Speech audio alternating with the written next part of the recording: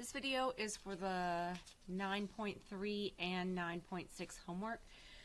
So again, we're looking at the key features of exponential functions today. So vocab first. What's the name of the successive ratio of range values in an exponential function?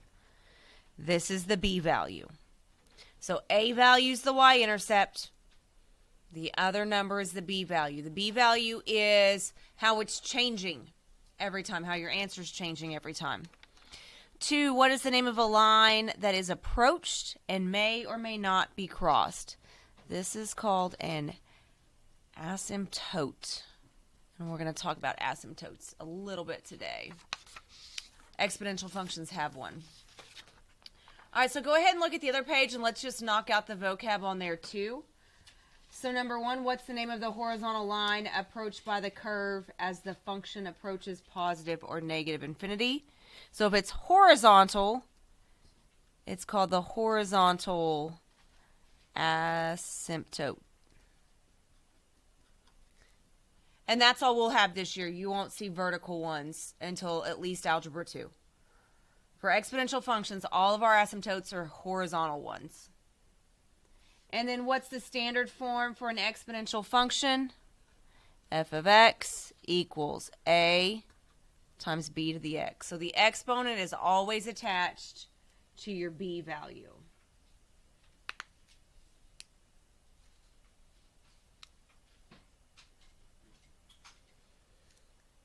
Okay, so back to 9.3 here.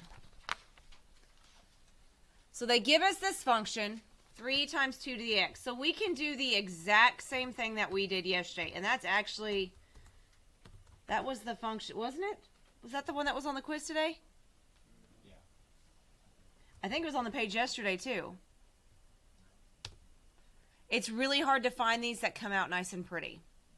The answers like to get really gross. All right, so I'm going to pull up the table.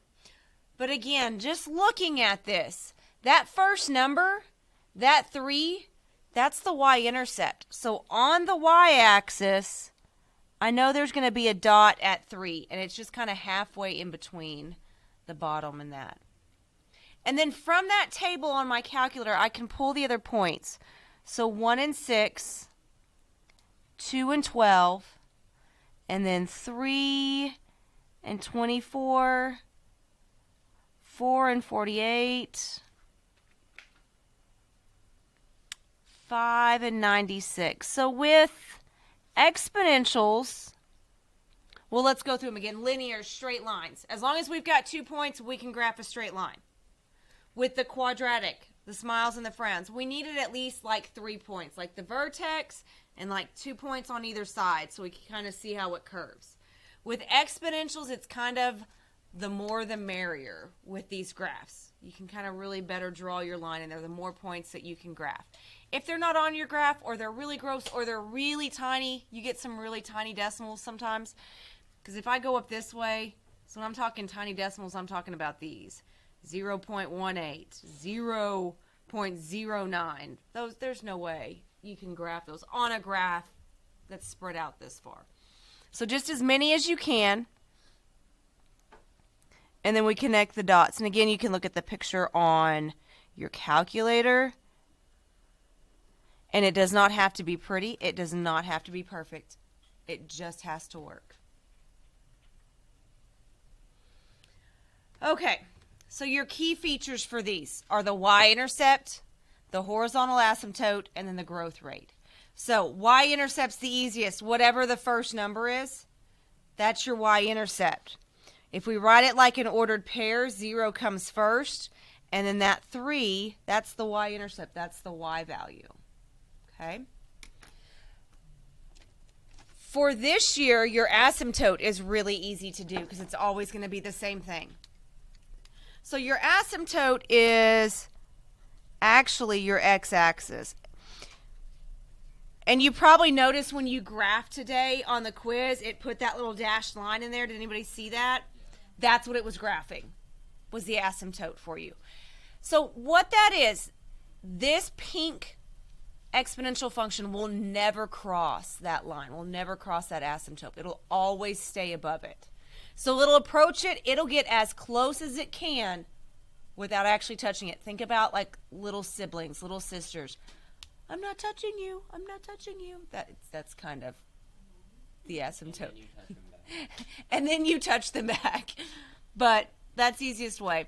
So how we write that, how we write the equation for that horizontal asymptote, it's always going to be y equals 0. So a horizontal line always starts with y equals.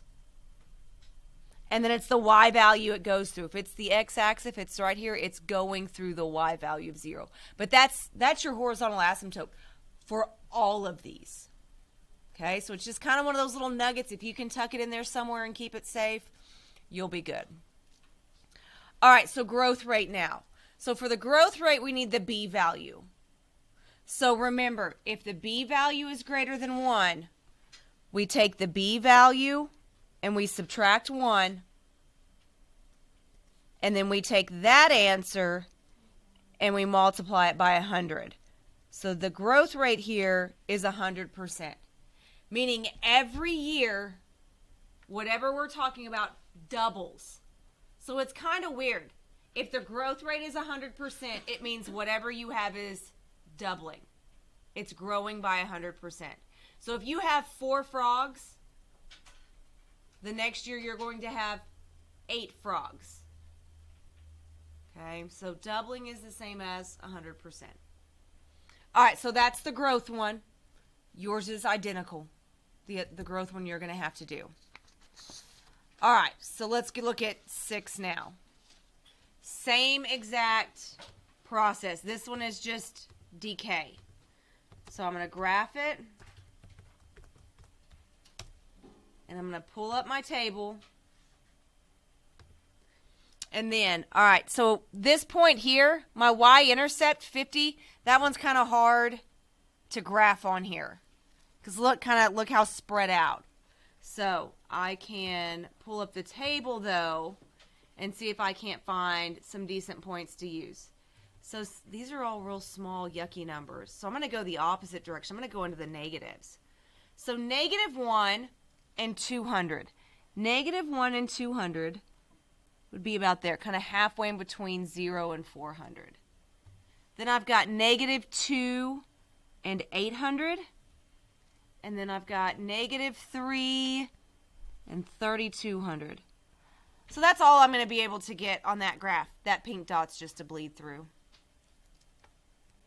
So this one comes down this way. And again, it just kind of levels out along that x-axis. All right, so what's my y-intercept on this one?